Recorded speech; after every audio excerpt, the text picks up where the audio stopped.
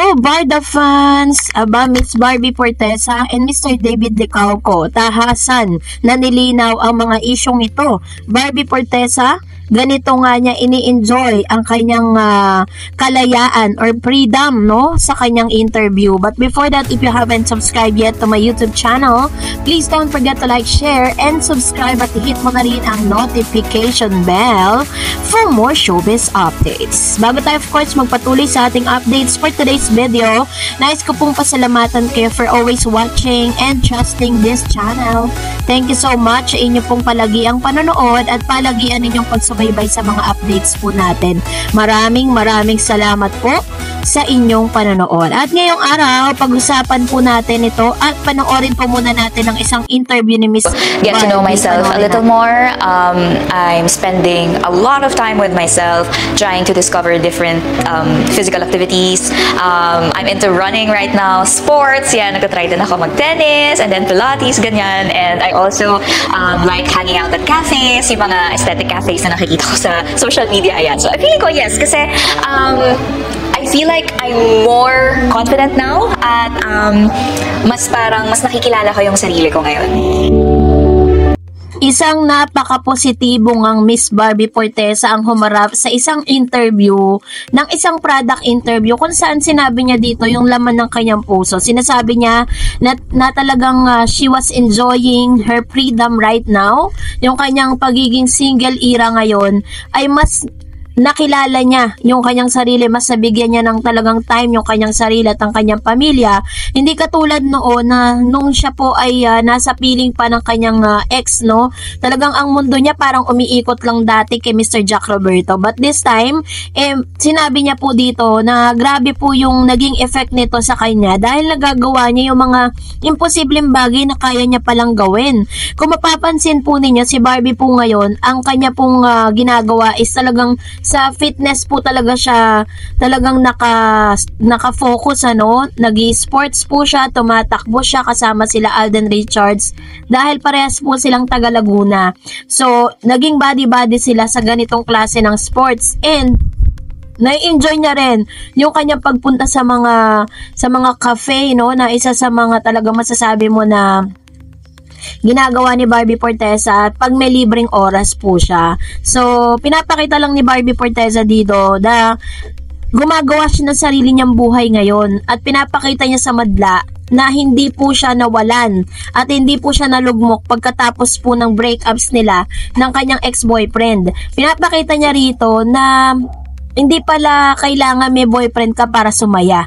'Di ba? Parang gano'n yung sinasabi. Pag itatranspose mo yung mga statement ni Miss Barbie, no? Although wala naman po tayong anything na alam kung ano ba talagang tunay na dahilan ng kanilang paghiwalay, what is good thing about Miss Barbie is never niya pong siniraan at never po siya nagsalita ng pangit doon po sa kanyang dating boyfriend. Kasi syempre ginagalang pa rin niya yung pinagsamahan nila ng ilang taon. And maganda rin kay Miss Barbie Fortesa, pinapakita niya po sa kanyang IG account na mas nabibigyan niya na po ng time yung kanyang pamilya, yung kanyang pamangkin, at ang ibang mga bagay na talagang nagagawa niya na mag-isa ngayon. So, kaya naman sobrang happy at positive na humarap itong si Miss Barbie Fortesa sa lahat po ng mga tanong at handang-handa na po siya sa mga challenges sa paparating pagkatapos po ng quarter year ngayong taong 2025. Pero alam niyo po ba na bukod po sa mga positibong balita, ay meron din po palang mga negatibong balita na hinaharap ngayon si Barbie Fortesa at si Mr. David Licauco. Kasi ang tambalang barda ni na Barbie Fortesa at David Licauco ay naging usap-usapan kamakailan dahil sa mga akusasyon ng ilang netizen na sila ay naggagamitan. My God! Sabing gano'n, naggagamitan lamang matapos ang kanilang mga hiwalayan sa kanilang dating kasintahan.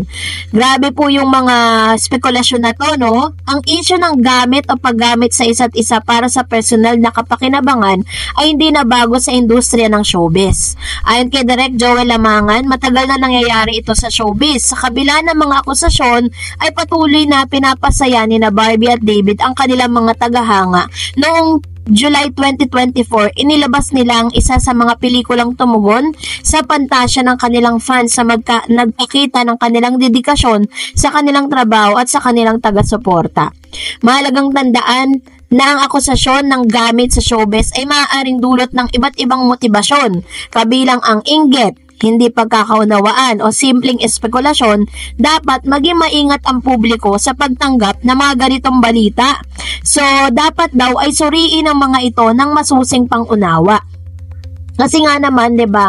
Ang dami po kasing mga netizen at alam kong hindi po 'yan supporters ng Barda para po talagang talagang pagbigyan nila ng hindi maganda, no? Na parang nilalagay nila si Barbie Forteza at David Licauco na parang porket wala pang pag-amin or wala pang relationship, yung dalawa, ibig sabihin nagagamitan na agad, 'di ba? Yun po yung parang sinasabi ng mga netizen. And dahil po doon po sa mga nag-comment na yon kay Barbie at David Licauco, ay talagang inulan din po sila ng mga bashing coming from Barda fans. Kasi nga naman, parang hindi pinag-iisipan yung mga sinasabi sa social media. Kaya nga sabi sa huli, ang tagumpay ng isang artista hindi lamang nasusukat sa kanilang mga personal na buhay, kundi sa kanilang professional na pagganap at contribution sa industriya.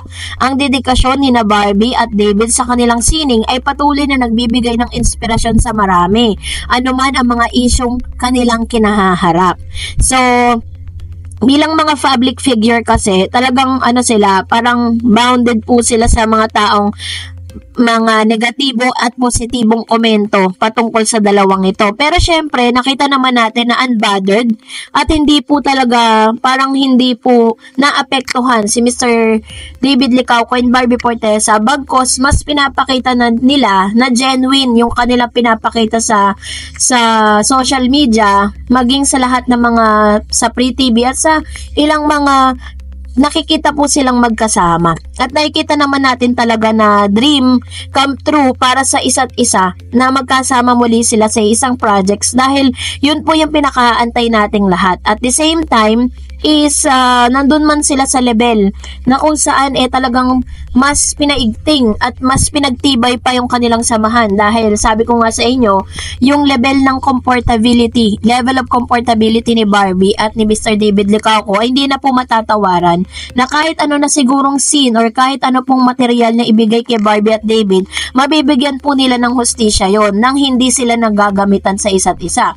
Kasi pag sinabing ginagamit ni Barbie si David at si Barbie naman, vice versa, parang niloloko nila yung mga tao. Mind you, na kapag ganun po yung ginagawa ng dalawang ito, mararamdaman po yan ng mga supporters. Pero dahil nakikita natin yung sincerity at yung talagang masasabi natin na happy tayo na nakikita natin yung success story ni Miss Barbie, kung paano siya bumangon muli, ganun din naman si David Licauco na nag-i-explore hindi lang po sa pag-aartista, pati sa mga businesses na meron siya, na nagbibigay inspirasyon sa ilang mga kabataan na katulad niya, yung mga kaedad niya, diba? Na kayang-kaya pala talaga na mag-manage ang ganong kalalaking business.